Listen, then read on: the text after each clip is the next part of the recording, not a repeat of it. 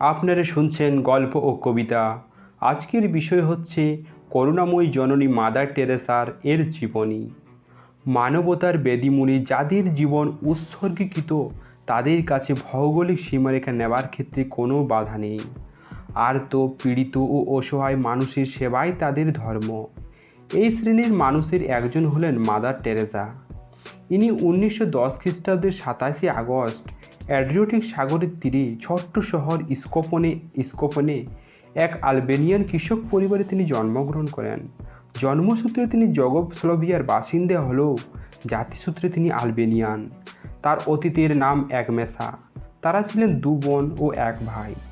তার বয়স যখন 7 বছর তখন তার পিতার মৃত্যু হয়। মাতার কাছে তিনি মানুষ হতে থাকেন। শৈশব হতে বিশ্বের দুঃখী, আর্ত, অসহায় মানুষের কান্না তার চোখের সামনে ভেসে উঠত। গৃহের সুখ স্বাচ্ছন্দ্য পরিহার করে আর্তের সেবা তিনি জীবনের মন্ত্ররূপে গ্রহণ করলেন। সুযোগও তার এসে যায়।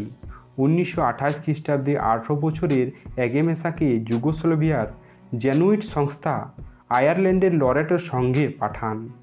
সেখান থেকে এলেন কলকাতায়। অ্যান্টালি এলাকায় 1 নম্বর কনভেন্ট লেনে লরেটো সেন্ট মেরিজ উচ্চ বিদ্যালয়ে তিনি ভূগোলের শিক্ষিকা হন। স্কুলের প্রাচীরের অপর পাড়ে পড়ে মতিঝিল বস্তি। এই বস্তিতে গিয়ে তিনি আর্ত মানুষের সেবা শুরু করে দেন। 1931 খ্রিস্টাব্দে তিনি সন্ন্যাস ব্রত গ্রহণ করেন। তার নাম হলো মাদার টেরেসা। 1948 খ্রিস্টাব্দে 18 আগস্ট তিনি লরেটোর পোশাক পরতে আরম্ভ করেন আর ভারতকে নিজের দেশ বলে গ্রহণ করেন। মোট 18 বছর শিক্ষকতার পর আরও বেশি করে আর্তের সেবা উদ্দেশ্যে শিক্ষকতার কাজ হতে তিনি অবসর গ্রহণ করেন। 1949 খ্রিস্টাব্দের ফেব্রুয়ারিতে শিয়ালদেহের কাছে গ্রিক লেনের মাইকেল গোমেজের বাড়িতে তিনি আশ্রয় গ্রহণ করেন। 1950 খ্রিস্টাব্দে তারই প্রচেষ্টায় গঠিত হয় মিশনারিজ অফ চ্যারিটিজ সংঘ। এই বছরই মহাতীর্থ কালীঘাটে তিনি নির্মল হৃদয় আশ্রম প্রতিষ্ঠাতা করেন।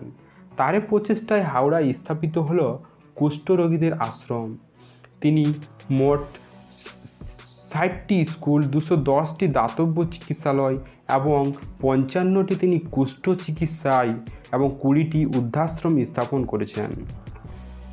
1978 খ্রিস্টাব্দের প্রথম দিকে তিনি স্থানীয় কর্তৃপক্ষের অনুমতি চান যাতে আশ্রমের বাইরে থেকে কলকাতায় বস্তিবাসীদের সেবা করতে পারেন।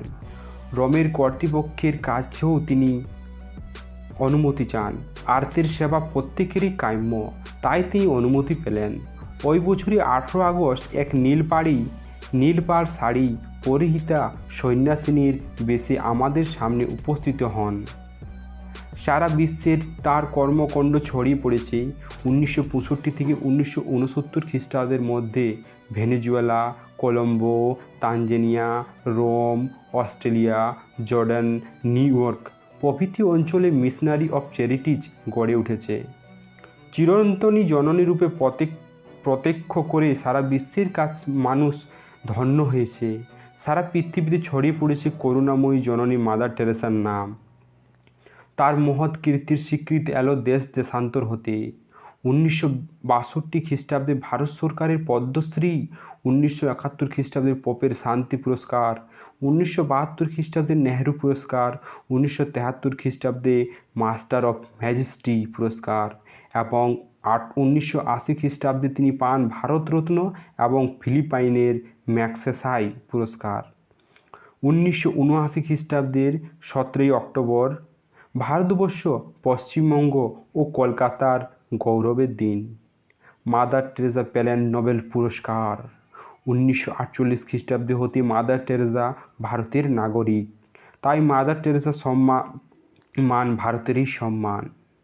আর্তপীড়িতদের নাম পরিচয়, গোত্রহীনদের ভাগ্য বিড়ম্বিতদের আশ্রয়, আশ্বাস ও ভবিষ্যতের স্বপ্ন। মাদার টেরেসা জাতি নির্বিশেষে সকলের মা। মানবতা যেখানে পর্যদুস্ত সেখানে মাদার টেরেসার বলিষ্ঠ প্রতিবাদ। 1997 খ্রিস্টাব্দে 5 সেপ্টেম্বর এই বিশ্বজননীর চিরনিদ্রায়